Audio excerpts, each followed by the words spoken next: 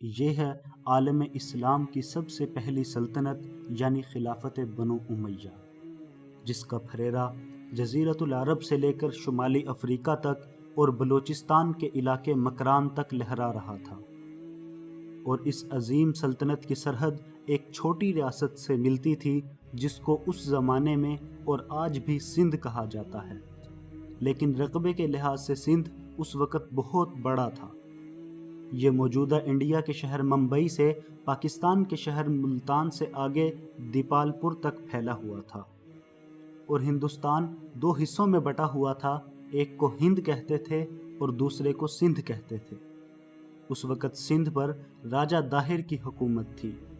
یہ راجپوت نسل سے تھا جو اپنی روایات پہ چلنے والے غیرت مند اور جنگجو قوم تھی، جبکہ خلافت بنو امیہ پر ولید ابن عبد الملک کی حکمرانی تھی، اور اس میں عراق کا ایک گورنر تھا جس کا نام حجاج ابن یوسف تھا۔ گورنر حجاج اسلامی تاریخ کا سفاک ترین گورنر، بے رحم اور ظالم شخص ہے، جس نے بہت سے صحابہ اکرام کو بھی شہید کروایا اور خانہ کعبہ کا بھی محاصرہ کر لیا تھا۔ خیر، 17 سالہ نوجوان محمد ابن قاسم کیوں 12,000 فوج لے کر سندھ پر چڑھ دوڑا، اور کیا وجہ بنی کہ مسلم حکمرانوں کو ہندوستان کی ریاست سندھ پر قبضہ کرنا پڑا؟ میں ہوں صہبان تقی، اور ایس ٹی ہسٹوریکل ٹاک کے اس ویڈیو فاتح سندھ محمد ابن قاسم کون تھا میں ہم آپ کو یہی دکھائیں گے۔ تاریخ بتاتی ہے کہ سندھ کی بندرگاہ دیبل پر وید قوم کے ڈاکوؤں نے سری لنکا سے آئے ہوئے 8 بحری جہازوں کو لوٹ لیا۔ ان 8 بحری جہازوں میں سری لنکن راجہ نے خلیفۃ المسلمین ولید ابن عبد الملک کے لیے کچھ تحائف بھیجے تھے۔ ان جہازوں میں عرب تاجر بھی تھے اور کچھ مسلم خواتین بھی تھیں۔ سندھی ڈاکوؤں نے کچھ عرب تاجروں اور مسلمان خواتین کو قیدی بنا کر ساحل کے قریب ہی ایک محفوظ جگہ پر قید کر لیا۔ ان قیدی مسلمان خواتین میں سے ایک نے زور زور سے پکارا، حجاج میری عزت کو بچا لو۔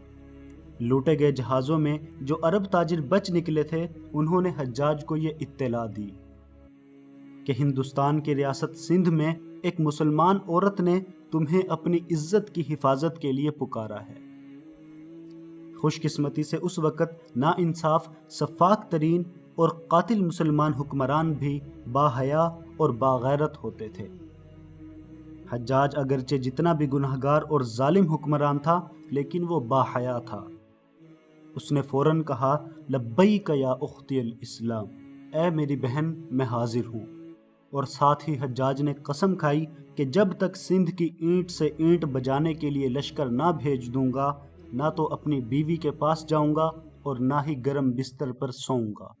چنانچہ حجاج ابن یوسف نے دیبل پر حملہ کرنے کی ٹھان لی، اور اپنا پہلا لشکر عبید اللہ ابن نبحان رحمۃ اللہ علیہ کی قیادت میں 4,000 عراقی جنگجوؤں کو سندھ پر حملے کے لیے بھیجا، لیکن مسلمان لشکر کو سخت شکست فاش کا سامنا کرنا پڑا، اور یہ سپہ سالار یعنی عبید اللہ ابن نبحان رحمۃ اللہ علیہ بھی شہید ہو گئے۔ پھر حجاج نے دوسرا لشکر تیار کیا اور بدیل ابن تحفہ رحمۃ اللہ علیہ کو اس کا سپہ سالار مقرر کیا، لیکن یہ لشکر بھی شکست کھا گیا، اور بدیل ابن تحفہ رحمۃ اللہ علیہ بھی شہید ہو گئے۔ ان 2 سپہ سالاروں میں بدیل حجاج کو بے حد پسند تھا، چنانچہ جس شخص نے بدیل کی موت کی اطلاع دی تھی، حجاج نے اسے بھی سزا سنا دی تھی۔ اب تیسرا لشکر بھیجنے کی باری تھی، لیکن حجاج کا خزانہ خالی ہو چکا تھا۔ چنانچہ اس نے خلیفۃ المسلمین ولید ابن عبد الملک کو خط لکھا کہ مجھے سندھ پر حملہ کرنا ہے، لیکن مسلسل 2 لشکروں کی شکست سے میرا خزانہ خالی ہو چکا ہے۔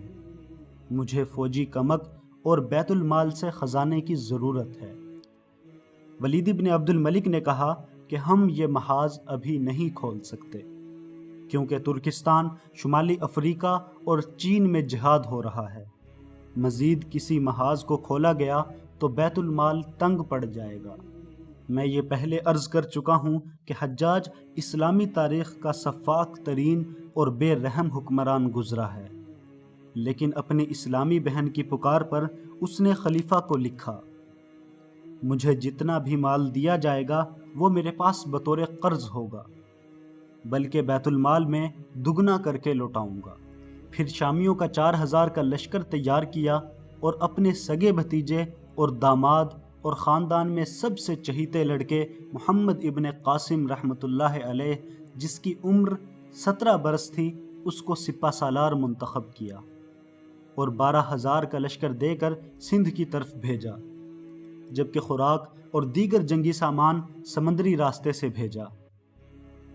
حجاج اس جنگ میں اتنی دلچسپی سے کام لے رہا تھا کہ ہر 3 دن بعد لشکر کی رپورٹ اس کے پاس پہنچائی جاتی تھی، اور پوری جنگ حجاج ابن یوسف بذات خود بصرہ میں رہ کر کنٹرول کر رہا تھا۔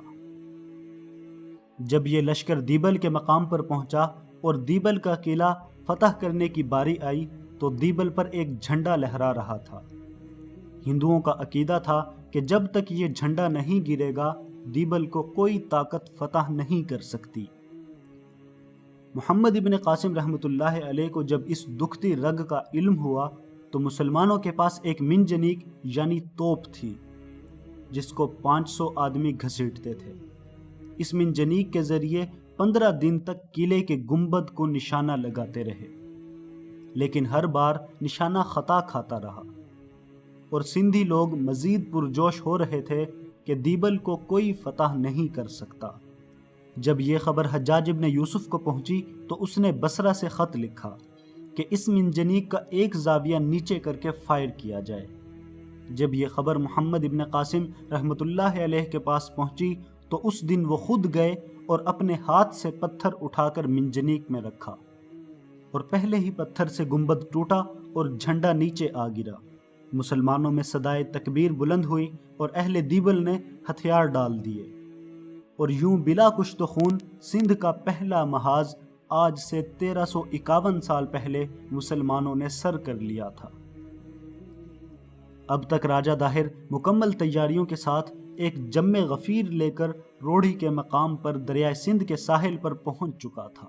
جب محمد ابن قاسم کو پتہ چلا تو اس نے حجاج کو خط لکھا کہ پورا سندھ ہمارے مقابلے کے لیے جمع ہو چکا ہے، ہمیں مزید فوجی کمک کی ضرورت ہے، جتنا جلد ہو سکے فوج کو روانہ کر دیجیے۔ لیکن مسلمانوں کے عروج کے وقت ایک سفاک اور قاتل یعنی حجاج ابن یوسف کا اللہ پر یقین دیکھیے۔ حجاج نے جواب میں لکھا، اللہ کے نبی کا فرمان ہے کہ 12,000 مسلمان لشکر کبھی تعداد کی کمی کی وجہ سے شکست نہیں کھا سکتا، اور تمہارے لشکر کی تعداد 12,000 ہے، تعداد میں کم ہونے کی وجہ سے تم شکست نہیں کھاؤ گے۔ جیسے ہی میرا یہ خط تم تک پہنچے تو مجاہدین اسلام کو رضائے الہی پر جان دینے کی ترغیب دو اور حملہ کر دو۔ میرے پاس نہ تو فوجی کمک ہے اور نہ ہی خوراک مہیا کرنے کے لیے خزانہ۔ پھر محمد ابن قاسم نے روڑھی کے مقام پر راجہ داہر کو شکست فاش دی، اور آج بھی اس جنگ کے کھنڈرات موجود ہیں۔ راجہ داہر اس مارکے میں قتل ہوا اور یوں سندھ کے اندر اسلام کی ابتدا ہوئی۔ پھر صرف 2 سال کے عرصے میں محمد ابن قاسم دیپال پور تک پہنچا، اور اس کے حسن سلوک سے بے شمار ہندو مسلمان ہوئے اور لشکر اسلام میں حصہ لیتے رہے۔ جب یہ لشکر دیپال پور پہنچا اس وقت محمد ابن قاسم رحمۃ اللہ علیہ کے لشکر کی تعداد 12,000 سے لے کر 1,12,000 ہو چکی تھی، اور جو لوگ ابھی ہندو تھے وہ محمد ابن قاسم کی مورتیاں بناتے اور ان کو پوجتے تھے۔ یوں عالم اسلام کی بہار 90 ہجری سے 92 ہجری تک پورے کے پورے سندھ میں ایک غیور مسلمان بہن کے توسط سے پھیلی۔ ہمیں امید ہے کہ آپ کو ہماری یہ ہسٹوریکل ویڈیو پسند آئی ہوگی۔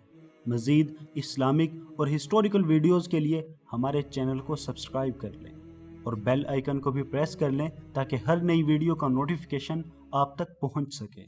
والسلام ورحمۃ اللہ تعالی وبرکاتہ۔